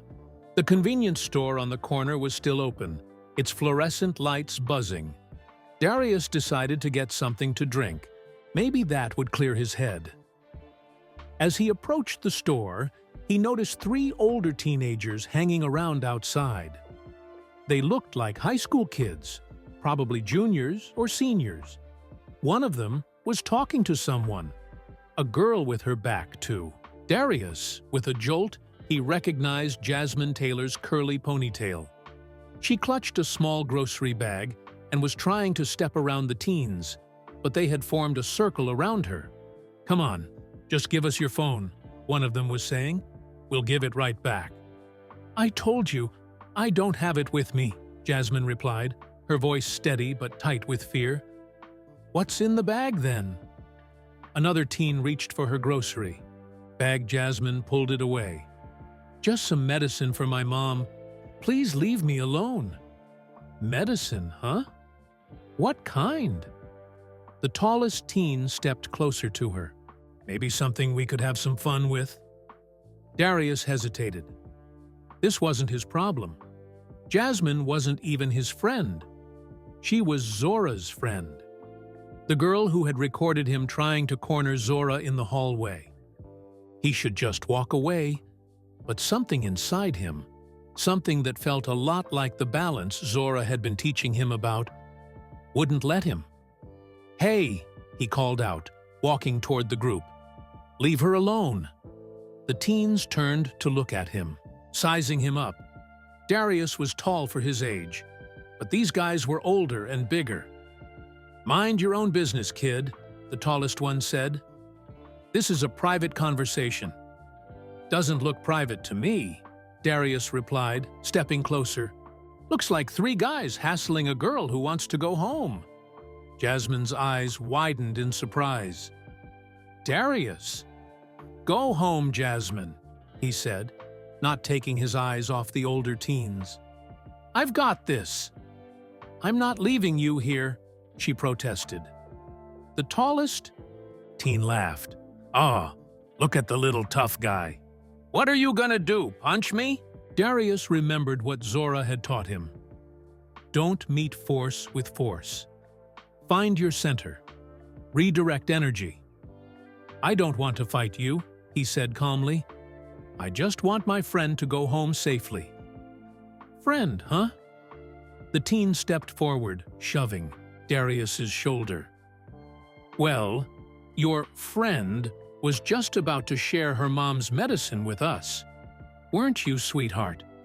Jasmine looked scared but determined. "No, I wasn't. And I'm not your sweetheart." She edged toward Darius, who positioned himself between her and the teens. "Just go," Darius repeated quietly to her. "Get help if you can." "But go!" Jasmine turned and ran, her ponytail bouncing as she sprinted down the sidewalk. "Now you've made me mad," the tallest teen growled, grabbing Darius's shirt. The other 2 moved to surround him. Darius tried to remember his training. Stay centered. Move with their energy, not against it. But there were 3 of them, and they were bigger, and his heart was pounding too hard to think clearly. He managed to slip away from the first grab, just like Zora had taught him. But as he turned to face the second teen, the third one caught him from behind. "Not so tough now, huh?" the tallest one sneered, pulling back his fist. Darius closed his eyes, bracing for the blow. It never came. "I wouldn't do that if I were you," said a calm, clear voice behind them. Darius opened his eyes to see Zora standing there, hands relaxed at her sides, her stance perfectly balanced. The three older teens turned to face Zora, momentarily forgetting about Darius. "Well, look who else showed up," the tallest one sneered. "Another middle schooler who doesn't know when to walk away." Jasmine appeared behind Zora, breathing hard. "I found her at the corner store," she explained to Darius. The tallest teen stepped toward Zora. "This isn't your business, little girl. Go home before you get hurt." Zora didn't move. Her voice remained calm. "We'll all go home. No one needs to get hurt." The teens laughed. "There's 3 of us and 2 of you," one pointed out. "Bad math." "Math was never my best subject either," Darius said, finding his voice. He moved to stand beside Zora, remembering to keep his stance balanced the way she'd taught him. What happened next was so quick that later Darius couldn't recall the exact sequence. The tallest teen lunged for Zora while his friends went for Darius and Jasmine. Darius braced himself for a fight, but it never became one. Zora moved like flowing water, redirecting the tallest teen's momentum so that he stumbled past her. When the second teen grabbed for her arm, she turned smoothly, causing him to lose his balance without her seeming to do anything at all. Seeing Zora's movements triggered Darius's training. As the third teen reached for him, Darius stepped aside, rather than backward, turning slightly to guide the teen's energy past him, exactly as he'd practiced with Zora. To his amazement, it worked. The teen stumbled forward, looking confused. "What the?" he started. Jasmine, who had been watching Zora's classes, attempted her own clumsy version of the move when the teen came at her again. While not as smooth as Zora's, it was enough to keep her from being grabbed. The 3 teens regrouped, now looking unsure and frustrated. None of them had been hurt, but none had managed to land a hand on the middle schoolers either. "This is weird," one muttered. "Let's just go." "Not until I teach them a lesson," the tallest insisted, his pride wounded. He charged at Zora again, this time with his fist pulled back. Zora simply wasn't there when the punch arrived. She had moved just enough to let his momentum carry him. Forward, off balance. As he stumbled past, he tripped over his own feet and fell to the ground. The fall seemed to deflate his anger. He got up slowly, dusting himself off, his face red with embarrassment. "Whatever," he mumbled. "Come on, guys. These freaks aren't worth it." The 3 teens backed away, trying to look tough even as they retreated. "You got lucky," the tallest called over his shoulder. "Next time?" "There won't be a next time," Zora interrupted, her voice still calm but carrying a quiet authority that made him stop mid-sentence. "You're better than this, all of you." Something in her words seemed to reach him. He stared at her for a moment, then turned and walked away without another word, his friends following. When they were gone, Jasmine let out a shaky breath. "That was amazing! I can't believe you guys did that without even hitting anyone." "Are you okay?" Zora asked her. Jasmine nodded. "They didn't hurt me. They just wanted my phone and Mom's medicine." She turned to Darius, her expression confused but grateful. "Why did you help me? I thought you hated me." Darius shrugged uncomfortably. "I don't hate you. I don't know. It wasn't right, what they were doing." Zora studied him with new eyes. "You tried to protect her," she said, sounding surprised. "You didn't just jump in to fight." "Yeah, well," Darius mumbled, Lot of good it did. They would have pounded me if you hadn't shown up. But you still tried, Zora insisted. That counts for something. The convenience store's lights cast long shadows as they stood there, the tension of the moment slowly fading. I should get this medicine home to my mom, Jasmine said, clutching her grocery bag. Thanks again, both of you. She gave Zora a quick hug, then, to everyone's surprise, gave Darius one too before hurrying away. Alone with Zora, Darius felt suddenly awkward. They hadn't spoken since she'd walked away from him in the gym. "What are you doing out here anyway?" Zora asked. "It's getting late." The question opened a floodgate. Before he knew it, Darius was telling her everything. The failed math test, his father's reaction, the broken phone, running away. "I just couldn't stay there tonight," he finished. "I couldn't face him."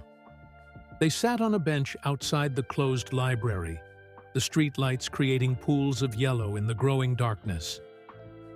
"I'm sorry about your dad," Zora said quietly. "He's always been like that," Darius replied. "Nothing I do is ever good enough. Basketball, grades, friends, he has to control everything. Being tough at school was the only thing that made me feel, I don't know, powerful, I guess. When everyone's scared of you, at least they respect you." "That's not respect," Zora pointed out gently. "It's fear. They're different." "I know that now," Darius admitted. "But what am I supposed to do? I can't be what my dad wants. I'm not him. I'm not anyone but me." "Then be you," Zora said simply. "The real you, not who he wants or who your friends expect. The you who helped Jasmine tonight, even though she's not your friend." Darius went quiet, thinking about her words. "I don't know if I know how to be that person," he finally said. "You're already starting," Zora assured him. "What you did tonight showed that." They sat in silence for a moment. Then Darius spoke again, his voice smaller than Zora had ever heard it. "I can't go home tonight." Zora considered this. "My mom's working the night shift at the hospital. You could crash on our couch. Just for tonight," she added quickly. "Until things cool down with your dad." Darius looked at her, surprised by the offer. "Why would you help me after how I've treated you? After what I did to Marcus in the cafeteria?" "Because," Zora said, standing up, "my grandfather taught me that true strength isn't in dominating others. It's in being so secure in yourself that you don't need to prove anything." She offered him her hand. "I think you're starting to understand that now." The next morning, Darius woke up on Zora's couch, feeling strangely rested, despite everything that had happened. Sunlight streamed through the apartment's small windows, catching dust motes in golden beams. The smell of toast and eggs drifted from the kitchen. He followed the scent to find Zora's mom at the stove, still in her nurse's scrubs from her night shift. She turned when she heard him enter. "Good morning," she said, her voice kind but tired. "Zora told me what happened last night. Are you hungry?" Darius nodded, surprised by her calm acceptance of finding a stranger on her couch. "Yes, ma'am. Thank you." "Zora's in the shower. She'll be out soon." She placed a plate of eggs and toast on the table. "Sit. Eat." As Darius ate, Layla Jenkins studied him over her coffee mug. "So you're the famous Darius Miller I've heard so much about." Darius nearly choked on his toast. "Famous? Infamous might be a better word," she said with a small smile, "though I hear you've been trying to change that reputation lately." Before Darius could respond, Zora appeared, her hair still damp from the shower. "Mom, don't interrogate him," she said, grabbing a piece of toast. "Just making conversation," her mother replied innocently. "Darius, do your parents know where you are? They must be worried." Darius stared at his plate. "My dad's probably at work already. He wouldn't notice I'm gone until tonight. And your mother? She doesn't live with us anymore. She moved to Chicago with her new husband last year. A look passed between Zora and her mother. A silent communication he couldn't read. I see, Layla said finally. Well, I think you should at least let your father know you're safe. You can use my phone. Darius hesitated, then nodded. He sent a brief text to his father's number. I'm safe, staying with a friend. Need some time. To his surprise, a reply came almost immediately. Come home. We need to talk. I should go, Darius said, handing the phone back to Zora's mom. Thank you for breakfast, and for letting me stay. Will you be okay? Zora asked, concern in her eyes. Yeah, Darius said, not entirely convinced himself. I'll be fine. Outside, the morning was bright and cool. Darius walked slowly, trying to delay the inevitable confrontation with his father. When he finally reached his house, he found his dad's car still in the driveway. His father was sitting at the kitchen table, staring at a cup of cold coffee. He looked up when Darius entered. Where were you? He asked, his voice rough with what might have been worry. A friend's house, Darius answered. What friend? Those troublemakers you hang out with? No, someone else. His father studied him for a long moment. I called the school this morning. Told them you were sick. Thanks, Darius said, surprised. An awkward silence fell between them. Finally, his father pushed a small box across the table. Got you a new phone, he said gruffly. Shouldn't have broken yours. That was wrong of me. It was the closest thing to an apology Darius had ever heard from his father. Thanks, he said again, taking the box but not opening it. About your math grade, his father began. Dad, I tried. Let me finish, his father interrupted, but without his usual anger. I talked to your teacher this morning. He said you've been coming in for extra help. Said you're trying harder than most of his students. Darius blinked in surprise. You talked to Mr. Peterson? His father nodded. He suggested you might have a learning disability, something called dyscalculia. Makes it hard to process numbers. He looked uncomfortable. I told him that was ridiculous. Miller men don't have learning problems. Darius's heart sank. But, his father continued, he said you're working twice as hard as everyone else and getting half the results. That it's not about effort or intelligence. It's about how your brain processes certain information. So, what does that mean? Darius asked cautiously. It means we're getting you tested. And if he's right, we'll get you the help you need. His father stood up, looking awkward. I'm not good at this stuff, Darius. I never had trouble with school or sports. I don't know what it's like to try your best and still fail. It feels awful, Darius said quietly. Like you're stupid or lazy, even when you're not. His father winced. I've made you feel that way, haven't I? He didn't wait for an answer. I'll try to do better. No promises I'll get it right, but I'll try. It wasn't perfect, but it was a start. For the first time in a long while, Darius felt a glimmer of hope about his relationship with his father. 2 weeks later, Westbrook Middle School buzzed with excitement. Principal Garcia had announced that Zora's self-defense class would give a demonstration at the school assembly, a showcase of what they had learned over the past month. The small gym was packed with students, teachers, and parents. Zora had arranged for her grandfather to attend, and the elderly man sat in the front row, his eyes twinkling with pride as she led her students through their warm-up exercises on the mats. Remember, she told the 20 students lined up before her, this demonstration isn't about showing off. It's about sharing what we've learned. that true strength comes from balance, not force.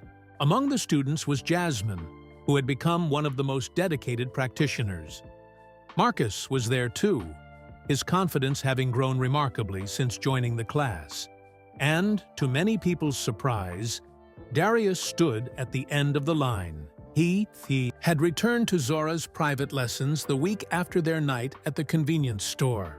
With humility that was new to him, he had asked to rejoin the class as well. At first, the other students had been wary, but as they saw his genuine effort to change, they gradually accepted his presence. As the assembly began, Principal Garcia welcomed everyone and explained the purpose of the demonstration. Zora led her students through basic movements first, then more complex techniques. The audience watched in fascination as students who had once been targets of bullying demonstrated how to protect themselves without aggression. Near the end of the presentation, Zora called for volunteers. "We'd like to show how these techniques work in a more realistic situation. Can I have 2 volunteers who haven't taken the class?" Hands shot up across the audience. Zora selected 2 8th-grade boys known for their athletic abilities. "All you need to do is try to tag Jasmine and Darius," she explained, gesturing to her 2 students who had stepped forward. "They'll show how to avoid unwanted contact using what they've learned." The demonstration went perfectly. Jasmine and Darius moved with practiced grace, neither aggressive nor fearful as they redirected the volunteers' attempts to tag them. As they finished to enthusiastic applause, Zora stepped forward to conclude. "What we've learned in this class goes beyond physical techniques. We've learned about respect for ourselves and others, about finding balance in difficult situations, about—" A commotion at the back of the gym interrupted her. The doors had opened, and a tall man in an expensive suit walked in. Richard Miller, Darius's father, strode down the center aisle, with the confident bearing of someone used to commanding attention. Darius froze, his face draining of color. His father hadn't mentioned coming to the assembly. In fact, Darius hadn't told him about his participation in the class at all, afraid it wouldn't meet with his approval. "What's this nonsense?" Richard Miller's voice carried through the now silent gym. "This is what you've been doing after school? Dancing around like this?" Principal Garcia stepped forward. "Mr. Miller, welcome. Your son has been participating in our self-defense program, which teaches students—" "I can see what it teaches," he interrupted. "How to be soft. This isn't what Miller men do." All eyes turned to Darius, who stood frozen on the mat, his face flushed with humiliation. This was his nightmare, his father publicly dismissing something that had become important to him. The gym fell completely silent. Even Zora didn't know what to say or do. This was Darius's moment of truth, his final test. Would he crumble under his father's criticism and revert to his old ways? Or would he find the courage to stand up for what he now believed? 10 seconds. In those 10 seconds, the gym remained frozen in uncomfortable silence. Students shifted awkwardly. On the bleachers, teachers exchanged concerned glances. Principal Garcia opened her mouth to speak, then closed it again, recognizing that this moment belonged to Darius.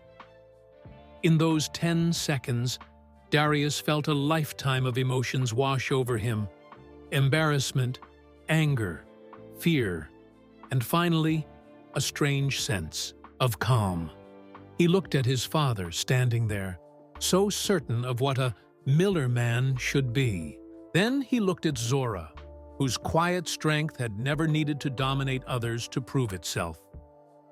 In those 10 seconds, Darius made his choice. He stepped forward, directly facing his father from the edge of the mat. Then, to everyone's surprise, he bowed deeply.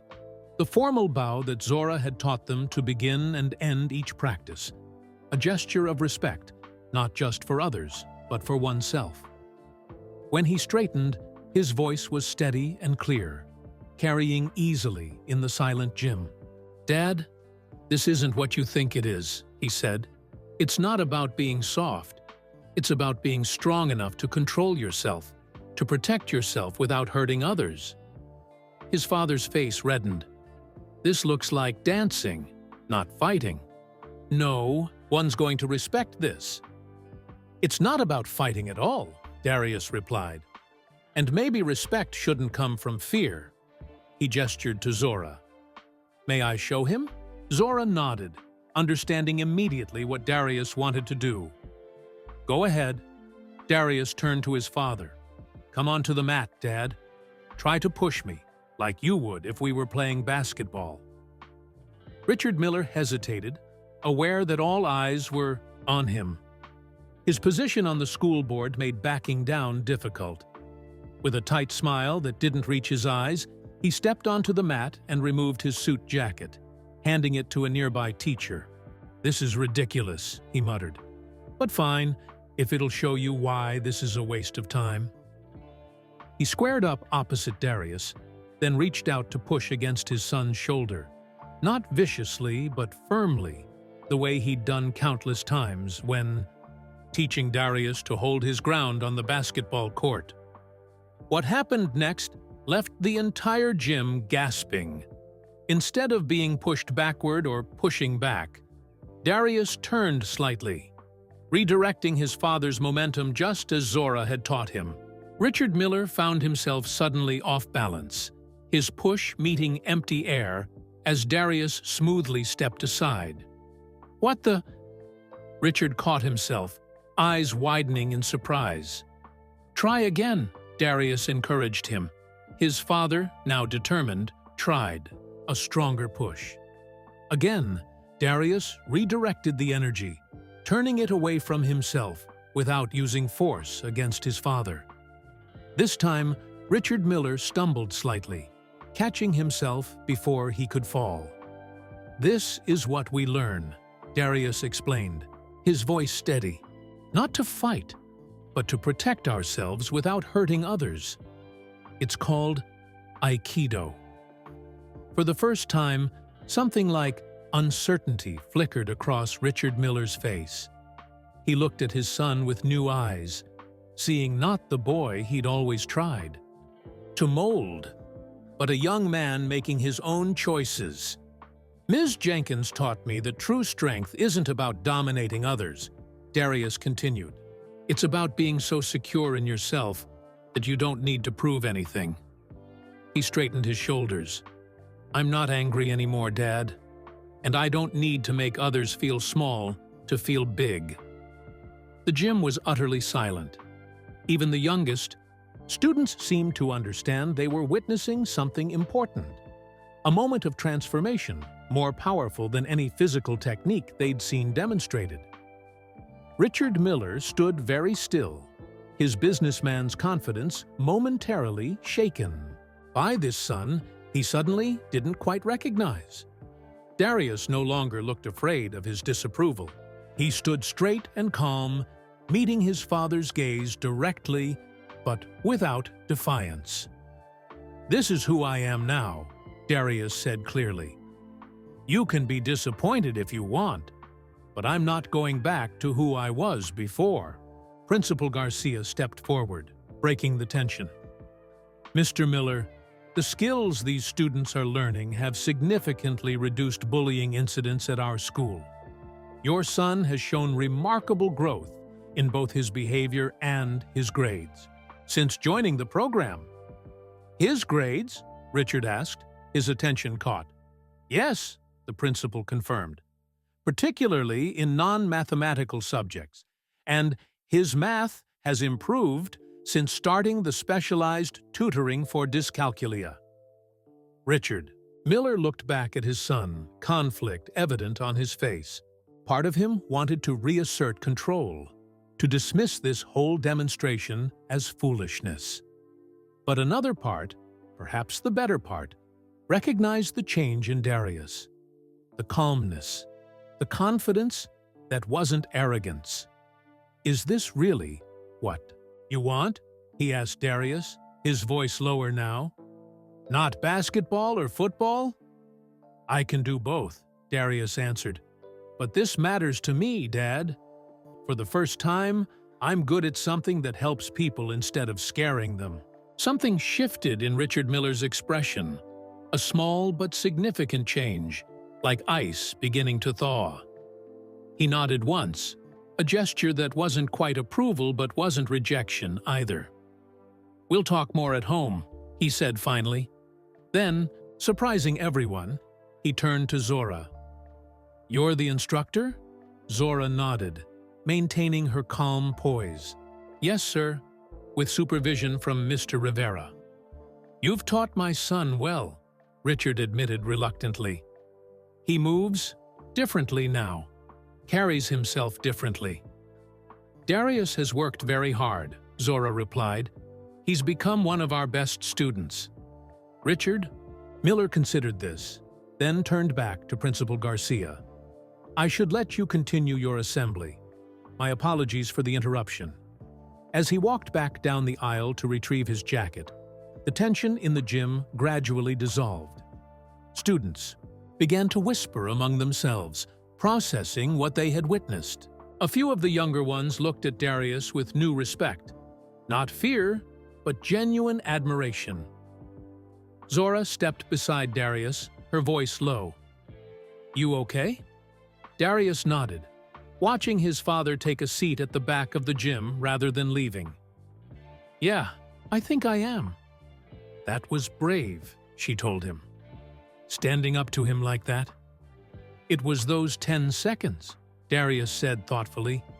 "When everyone was waiting to see what I'd do, I realized I had a choice. I could be who he wanted, or I could be who I wanted." Zora smiled. "And you chose yourself." "For the first time?"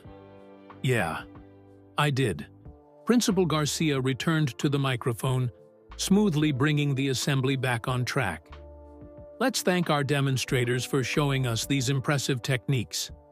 As applause filled the gym, Darius caught his father's eye across the crowded room. Richard Miller wasn't clapping, but he was watching intently, his expression thoughtful. It wasn't acceptance, not yet, but it was a beginning, an opening, like the first crack in a dam. For now, that was enough. After the assembly ended, students and parents mingled on the gym floor. Zora's grandfather approached her, his face wrinkled with pride. "You have taught well, little Lotus," he said, embracing her. "Not just the movements, but the heart of Aikido." "I had a good teacher," she replied, smiling up at him. "And now, you have become one too." He nodded toward Darius, who stood awkwardly nearby. Even the most troubled waters can become clear and calm with the right guidance. Across the gym, Richard Miller waited by the door, watching his son speaking with Zora and her grandfather. For the first time, he was seeing Darius as his own person, not just an extension of himself. It would take time, many conversations, many adjustments of expectations. But in those 10 seconds when Darius had chosen to stand his ground with calm confidence rather than anger, something fundamental had changed between father and son, something neither of them had expected. 3 weeks after the assembly, Westbrook Middle School settled into its normal rhythm. Classes continued, assignments were given, lunch periods were noisy, and the hallways echoed with the usual chatter and laughter of students. But some things had changed. Zora's after-school Aikido class had nearly doubled in size. Principal Garcia had arranged for a local dojo to donate proper mats, and Zora's grandfather now visited once a week to help with the more advanced students. In the cafeteria, Zora and Jasmine sat at their usual table by the window, discussing an upcoming science project I think we should do something about renewable energy, Jasmine suggested, drawing diagrams in her notebook. Like a mini solar panel that powers a small fan. That sounds perfect, Zora agreed. My mom knows someone at the hospital who works with solar technology. Maybe she could help us. Their conversation paused as Darius approached their table, lunch tray in hand. Mind if I join you? Go ahead, Zora said, moving her backpack to make room. In the weeks since the assembly, Darius had gradually found a new place for himself at Westbrook. No longer the feared bully, but not an outcast either. He had apologized to Marcus and the other students he'd tormented, actions that had initially been met with suspicion but gradually with cautious acceptance. "How did your math test go?"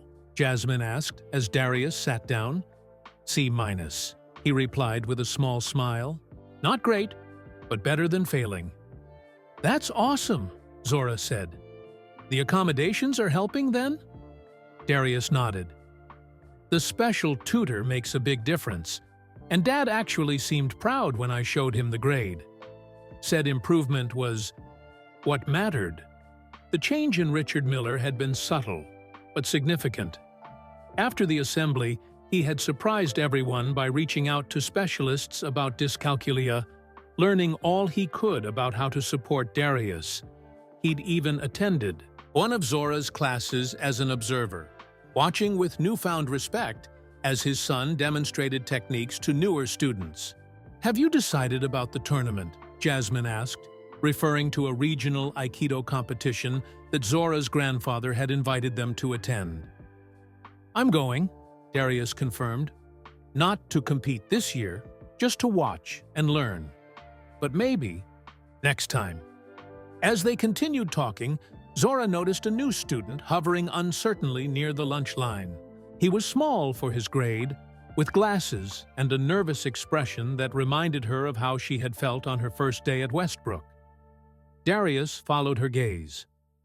"New kid," he observed, "transferred in yesterday. Mr. Peterson introduced him in math class." The boy was clutching his lunch tray, looking lost as he scanned the crowded cafeteria for a place to sit. 2 eighth graders walked past him, bumping his tray and laughing when his milk nearly spilled. Zora waited for Darius to ignore the situation, to focus on his own lunch and friends. That would have been the normal response, even for someone who wasn't a bully anymore. Instead, Darius stood up. "I'll be right back."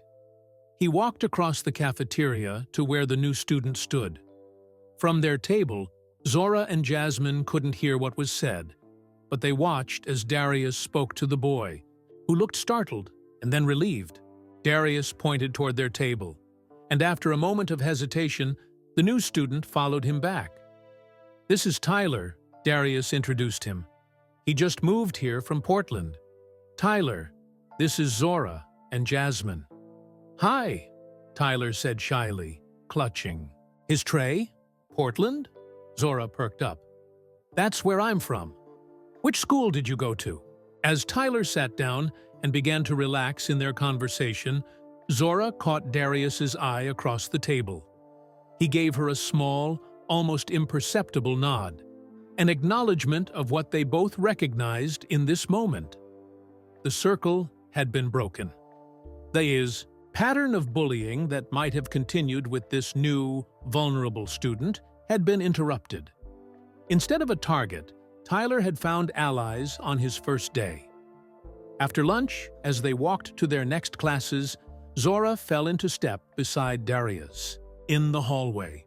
"What you did back there," she said quietly. "That was really cool." Darius shrugged, a hint of his old discomfort with praise showing through. "He reminded me of myself. Before, you know." "Before what?" "Before I figured out I didn't have to be afraid all the time." He glanced at her. "Before you showed me a different way."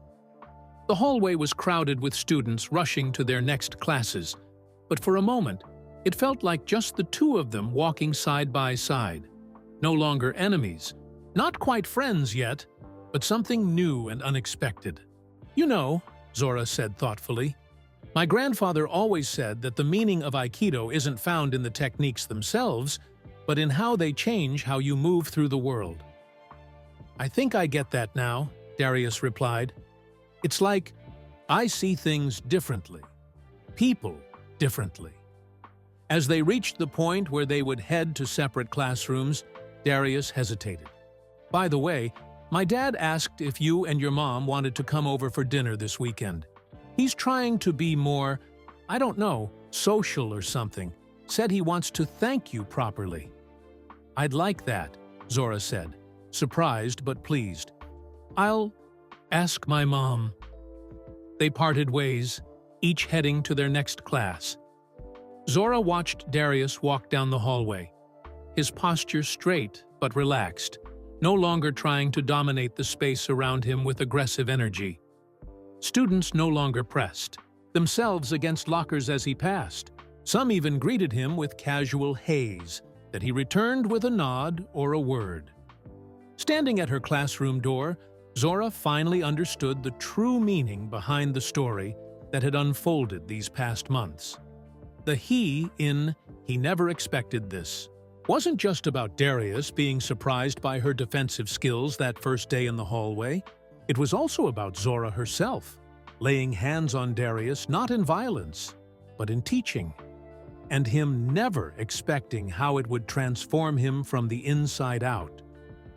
And maybe it was about both of them, two unlikely students who had taught each other more than either could have imagined. As she took her seat for history class, Zora remembered her grandfather's words from their last video call. "Sometimes the strongest people are the ones who find a better way forward, for themselves and for others." Looking out the classroom window at the bright spring day, Zora smiled. A better way forward. That's exactly what they had found. That was the end of our story. Where are you listening from today? We'd love to know in the comments below. If you enjoyed this story about transformation, kindness, and standing up for yourself in positive ways, please like this video and subscribe to our channel for more inspiring content like this. Don't forget to share this video with friends and family who might need to hear this message. Together, we can spread awareness about bullying and the power of responding with compassion rather than violence. Thank you for listening, and we'll see you in the next story.